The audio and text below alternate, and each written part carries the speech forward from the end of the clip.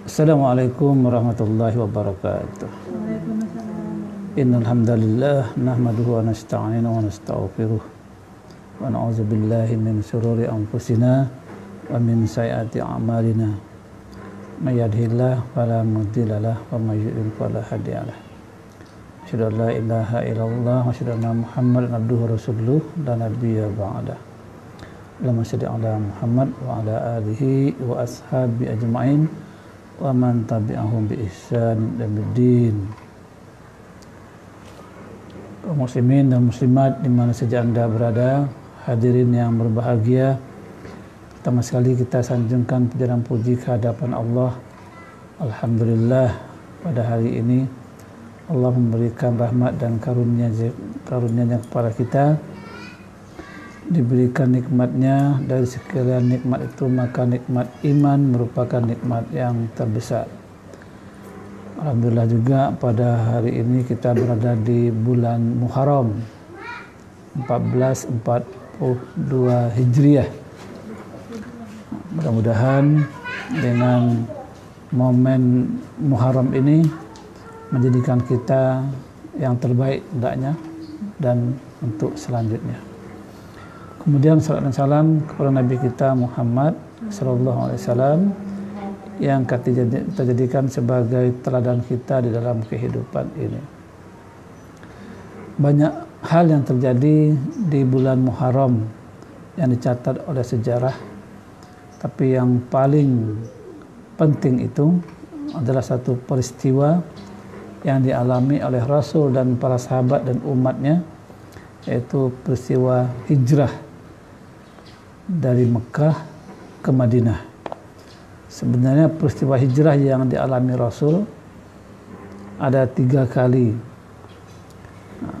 Pertama ke negeri Abyssinia yang dipimpin oleh Ja'far bin Abdul Muttalib dengan sekitar puluhan umat Islam datang ke sana. Dan hijrah kedua yaitu Rasul dan sahabatnya Zaid bin Sabit pergi ke Taif untuk mengembangkan dakwah. Sehingga Rasul bertahan di Mekah itu lebih kurang 13 tahun. Namun ketika ada perintah Allah, karena tak mungkin berlama-lama berada di Mekah di bawah intimidasi, penghinaan dan perlakuan kejam dari kafir Quraisy, Allah memerintahkan Rasul untuk meninggalkan Mekah menuju ke Madinah.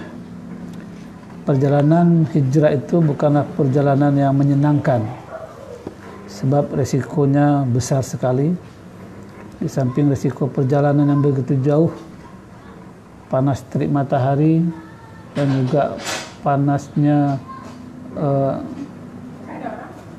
pasir yang dilewati, padang pasir yang dilewati, juga keamanan berada di pengawasan orang-orang kafir. Sehingga peristiwa hijrah bukanlah peristiwa yang mengenakkan, tapi ini karena sebuah tuntutan sehingga ditinggalkanlah kampung halaman Mekah, tidak membawa apa-apa, lalu berada di Madinah. Rasul dan Abu Bakar berangkat di akhir perjalanan. Yang lain sudah berada di Madinah. Umat Islam menunggu-nunggu. Allah menceritakan hijrah itu di dalam surah At-Taubah ayat 20. Bahkan Allah menjanjikan orang yang melaksanakan hijrah itu mendapat kemenangan. Allazina amanu wa hajaru wa jahadu fi sabilillahi bi amwalihim wa anfusihim a'zamu darajatan indallah wa ulaika humul faizun. Dalam ayat ini Allah menggambarkan bahwasanya orang yang akan mendapat kemenangan dan tempat yang baik di sisi Allah adalah orang yang melaksanakan 3 hal.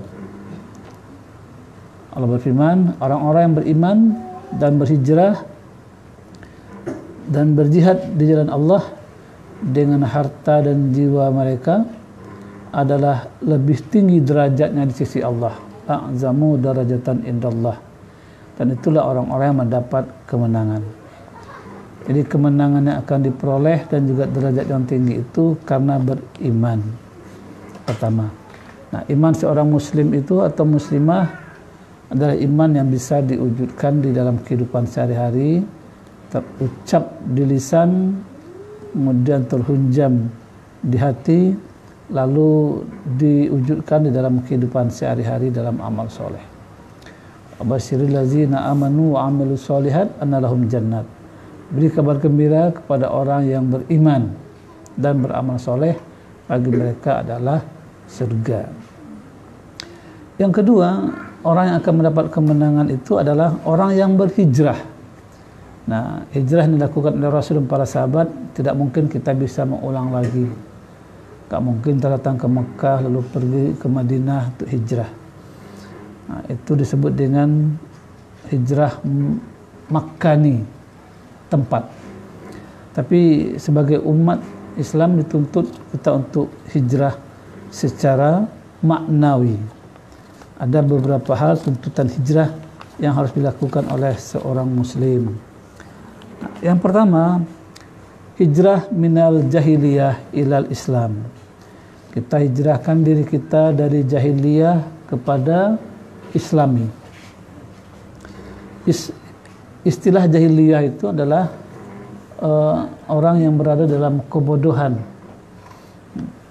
Dalam kebodohan dari segi ibadahnya, dari segi imannya, dan juga dari segi akhlaknya.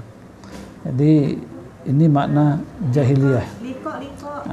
Nah, seorang mukmin dituntut untuk meninggalkan jahiliyah menuju kehidupan yang islami.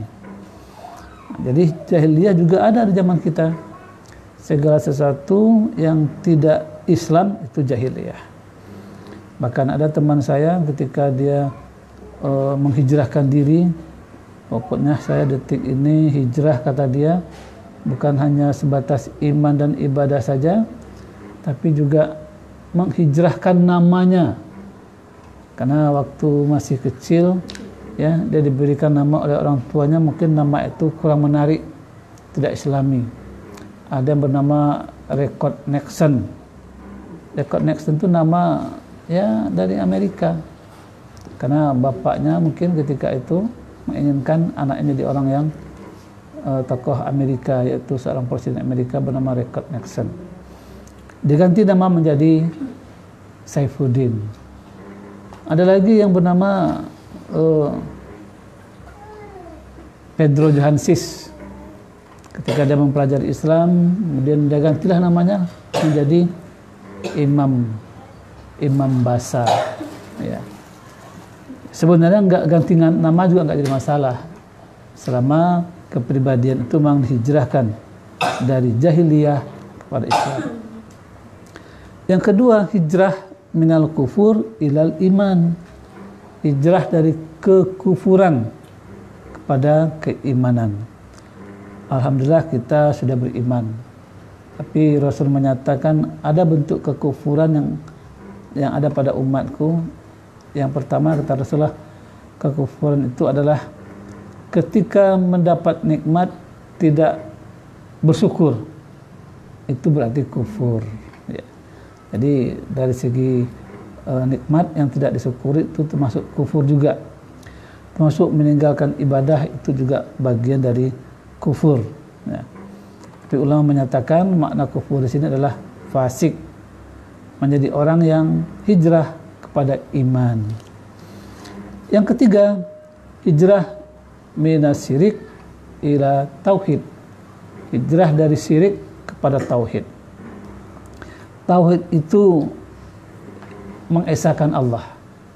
Hanya Allah saja satu-satunya, ya, yang disembah, yang dikagumi, yang diikuti, dan hal lain yang semua itu merupakan wujud keesaan Allah. Nah, kalau andai kata keesaan Allah ini dicampur aduk dengan yang lain, itu namanya syirik. Nah, syirik banyak sekali terjadi di masyarakat, mungkin dalam pengobatan, dalam perdagangan, dalam rumah tangga, pokoknya dalam seluruh kehidupan banyak sekali syirik ini. Nah, orang yang berada di bulan Muharram dan ingin menghijrahkan dirinya, harus tinggalkan syirik, hanya mentauhidkan Allah semata. Yang keempat, hijrah minal batil ilal haq. Kita hijrahkan diri kita dari hal yang batil. Batil itu adalah bentuk ketidakbaikan, ya. Ini batil. Nah, kemudian kepada hak. Hak artinya yang benar. Nah, seorang muslim itu, kata Rasulullah, dia tetap berada di dalam kebenaran. Bahkan sampai bicara pun juga dituntut benar. Sahabat bertanya, ya Rasul, mungkinkah seorang mukmin itu dia bisa mencuri? Kata Rasul, mungkin. Mungkinkah dia mabuk-mabukan? Mungkin, kata Nabi. Tapi apa yang tidak mungkin bagi seorang mukmin itu Rasulullah, yaitu berkata bohong. Jadi seorang mukmin itu tidak mungkin dia berbohong. Begini Rasul menjamin, ya. Dia tetap berada dalam kebenaran. Walaupun berbohong itu ketika bercanda. Jadi bercanda itu nggak boleh bohong, kita tetap benar. Itu makanya ada sebuah penelitian, ya. Kenapa pelawak-pelawak itu kok cepat mati, ya? Ya, banyak yang mati muda kan? Karena mereka bercanda, ya, banyak bohongnya. Dan ada dulu yang masih muda, Olga, ya, siapa lagi? Ada Basuki, masih muda-muda, yang meninggal. Karena dia gunakan candaan-candaan itu yang di dalamnya banyak bohong. Sampai kata Rasul, walaupun canda itu, ya, mengundang orang tertawa, tetapi materinya bohong, ini enggak dibenarkan. Dari batil kepada hak yang benar. Kemudian hijrah minal maksiat ila ta'at. Kita dituntut untuk hijrah dari maksiat. Maksiat itu bukan hanya berbuat dosa sebagaimana mencuri, mabuk-mabukan, berzina, bukan itu saja yang dikatakan maksiat, ya.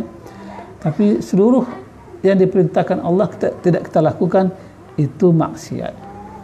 Bahkan orang pergi haji tapi niatnya bukan karena Allah, itu juga maksiat. Orang beribadah tidak karena Allah, itu juga maksiat. Jadi maksiat itu banyak. Apa kata Bilal bin Rabah?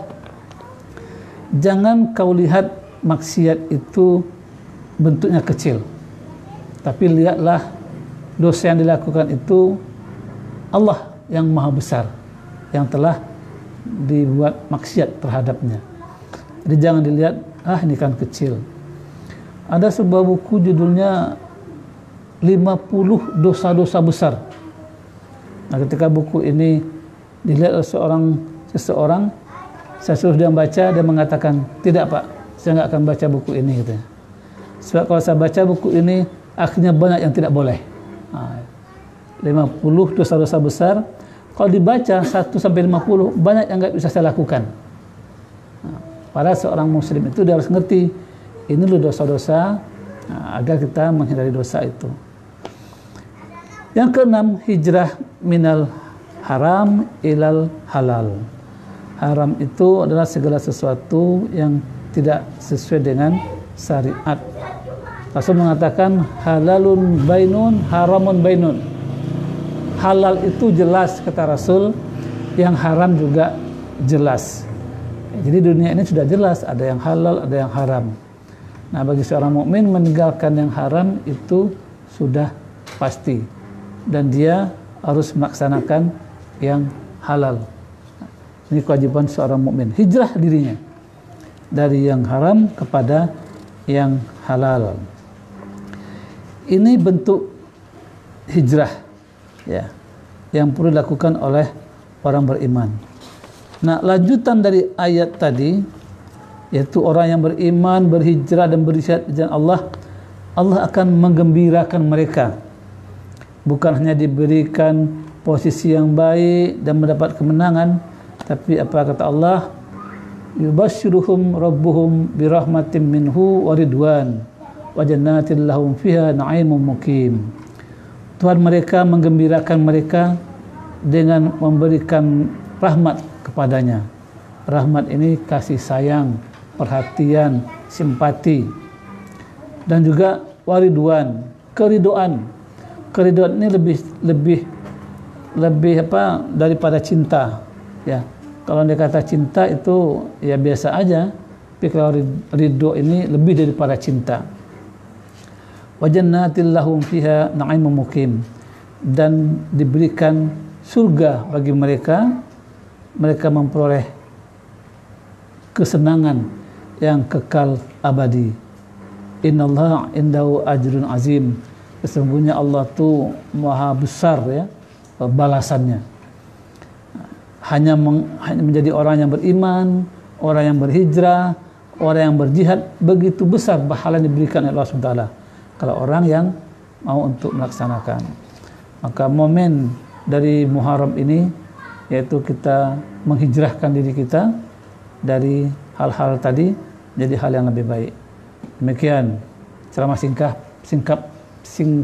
pada sore hari ini. Mudah-mudahan ada manfaatnya. Lebih kurangnya mohon maaf. Bila taufiq wal hidayah. Wassalamualaikum warahmatullahi wabarakatuh.